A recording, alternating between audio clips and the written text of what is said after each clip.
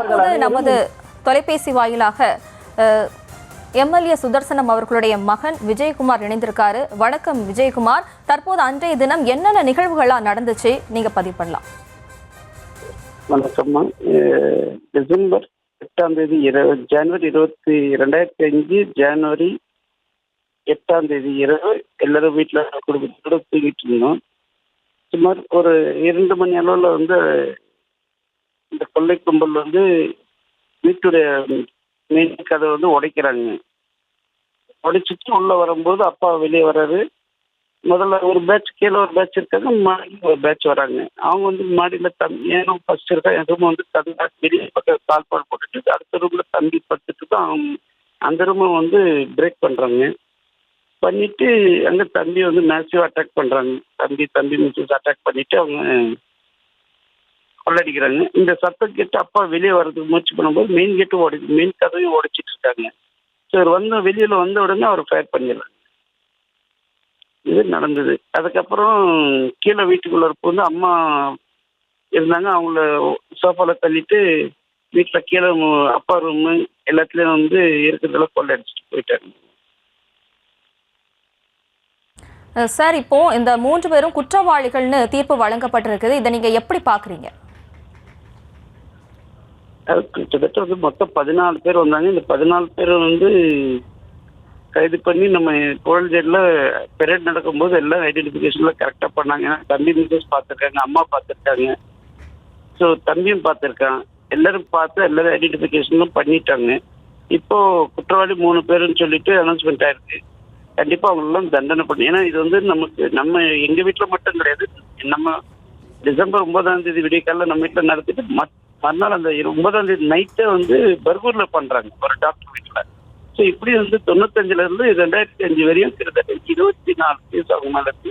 இதில் 16 மர்டர்ஸ் இருக்கு. அதில் கொலை பண்ணியிருக்காங்க 16. இந்த 24 கேஸில் 16 பேர் மர்டர் பண்ணியிருக்காங்க. சுமார் 64 பேர் வந்து இன்ஜுரின்றது டெட்லைன் வரையும் இன்ஜுரி பண்ணிட்டு போயிருக்காங்க. ஸோ அப்படிப்பட்ட குற்றவாளிகளை வந்து நம்ம வந்து கம்பல்சரி அவங்களுக்கு வந்து தண்டனை கொடுக்கணும். இது ஜட்ஜு கிட்ட தான் இருக்கு. ஜட்ஜு 24க்கு தீர்ப்பு ஒத்தி வச்சிருக்காரு. சார், இப்போ இந்த கொலை சம்பவம் வெறும் தங்க நகைகளுக்காக மட்டும் நடைபெற்றதா, இல்ல ஏதேனும் அரசியல் காரணம் இருக்கும்னு நீங்க நினைக்கிறீங்களா? இல்லை மேடம், அது இது போல கிடையாது. ஏன்னா அரசியல்ல வந்து அந்த அளவுக்குலாம் வந்து அப்பா வந்து எதிரிகளை சம்பாதிக்கல. இது வந்து கொள்ளைக்காக வந்தவங்க கொள்ளடிச்சு போயிருந்தாலும் பரவாயில்ல, எங்களுக்கு பொருட்களை வந்து நம்ம சம்பாதிச்சிடலாம். பட் போன உயிர் எங்களுக்கு கிடைக்காதுல்ல. அவருடைய இழப்பு என்னுடைய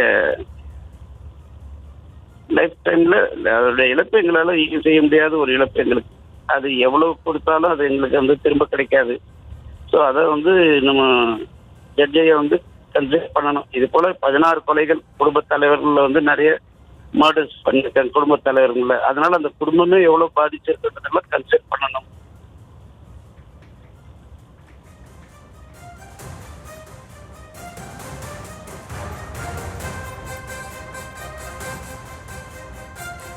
சார், இப்போ குற்றவாளிகள்னு தீர்ப்பு வழங்கப்பட்டிருக்கு. தண்டனை விவரங்கள் இன்னும் அறிவிக்கப்பட இருக்குது. தண்டனை என்ன மாதிரியான அறிவிப்பு வெளியாகும் நீங்க நினைக்கிறீங்க?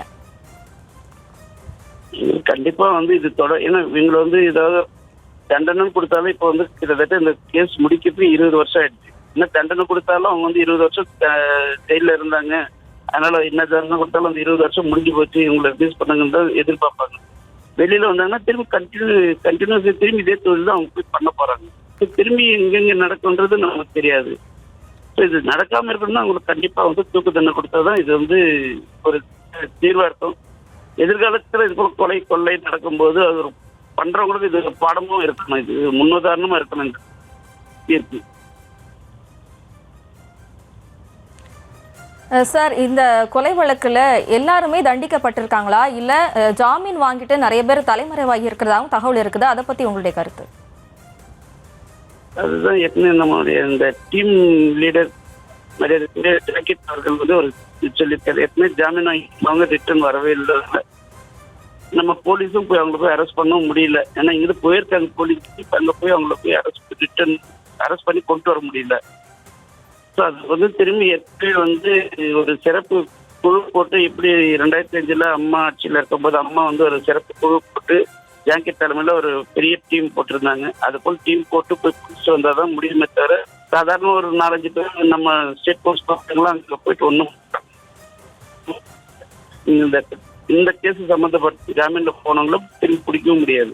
அது ஒரு பெரிய டீம் போட்டு போனால் தான் அங்கே போய் பிடிக்க முடியும். ஏன்னா அந்த ஊரில் உள்ள மக்கள் நம்ம போலீஸ் யாருக்குமே அவங்க வந்து சப்போர்ட் பண்ணவும் மாட்டாங்க, ஒத்துழைக்கவும் மாட்டாங்க. கண்டிப்பாக அவங்கள கூப்பிட்டு வரணும்.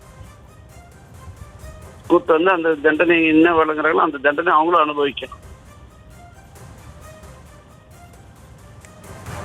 Okay sir, thank you.